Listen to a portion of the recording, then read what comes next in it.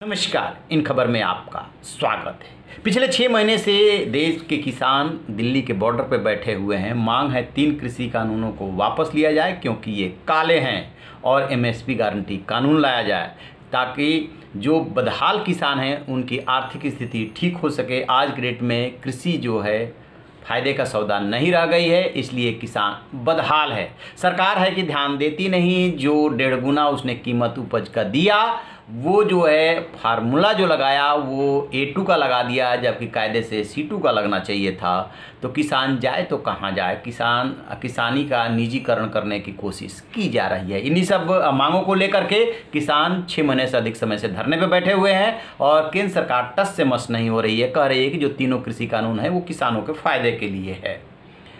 अब इसी बीच हरियाणा के आईएएस अफसर हैं अशोक खेमका अपनी बेबाक टिप्पणियों और ट्वीट के लिए जाने जाते हैं। सरकार कोई भी हो, चाहे भाजपा की हो चाहे कांग्रेस की हो, जिस भी दौर में रहे वो हर 3 महीने 6 महीने में तबादलों का दौर झेलते रहे, लेकिन कभी वो रुके नहीं, थमे नहीं। जो कहना है कह देते हैं, जो लिखना है वो लिख देते हैं। उन्होंने अब ये सवाल किया है कि इस साल हरियाणा में 25 लाख क्विंटल जो है मंडी में बिका है सरसों और 50 लाख क्विंटल बिका है मंडी से बाहर।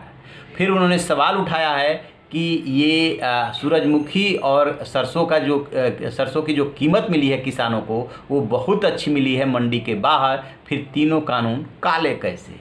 बस अब इस पे हंगामा शुरू हो गया क्योंकि अशोक खेमका जैसा आईएएस अफसर इस कानून के फेवर में आ गया कि ये कृषि कानून काले नहीं हैं। ये तो विकल्प दे रहे हैं कि आप चाहें तो अपना प्रोडक्ट, अपनी उपज मंडी में बेचिए, चाहे मंडी के बाहर बेचिए, जहां आपको अच्छी कीमत मिले वहां बेचिए।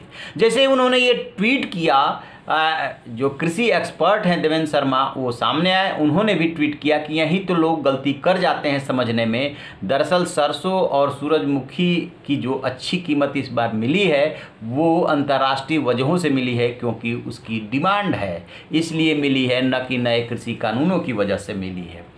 किस वजह से मिली ये तो पता नहीं, लेकिन हाल फिलहाल उन्होंने ये एक हवाला दिया है कि इस बार हरियाणा में ऐसा हुआ। और केंद्र सरकार भी यही कहती रही है कि जब बीच बचाव करने की कोशिश हुई थी, बातचीत हुई थी, सुलह की कोशिश हुई थी, तो उसमें केंद्र सरकार ने ये कहा था कि इसको लागू करके देख लेते हैं, यदि गलत इसका आएगा रिजल्ट तो इसमें फिर से संशोधन कर लिया जाएगा। या कृषि मंत्री नरेंद्र सिंह तोमर ने ये प्रस्ताव दिया था कि आप स्टडी करके बता दीजिए कि ये किसानों के हित के खिलाफ है, उसमें संशोधन कर देते हैं। लेकिन किसान नहीं माने। उन्होंने कहा कि नहीं जी, आपको तीनों कृषि कानून वापस लेना पड़ेगा। वही झगड़ा अभी तक चल रहा है। इसी बीच में उत्तर प्रदेश का चुनाव आ रहा है, तो ये कहा जा रहा है कि अगले साल 8 महीने बाद चुनाव है, कि उससे पहले केंद्र सरकार जो है क्या इन कृषि कानूनों को वापस ले लेगी। मामला सुप्रीम कोर्ट में भी गया था, वहाँ भी कमेटी बनी थी, उसने भी रिपोर्ट दी, लेकिन नतीजा ढाक के 3 पार। अभी तक तो मोदी सरकार इसको वापस लेने के मूड में नहीं है। वो करेगी, बेशक किसानों को लग रहा है कि उनका नुकसान होगा, लेकिन किसानों को लॉन्ग वे में जा करके फ़ायदा होगा। किसान धैर्य रखें।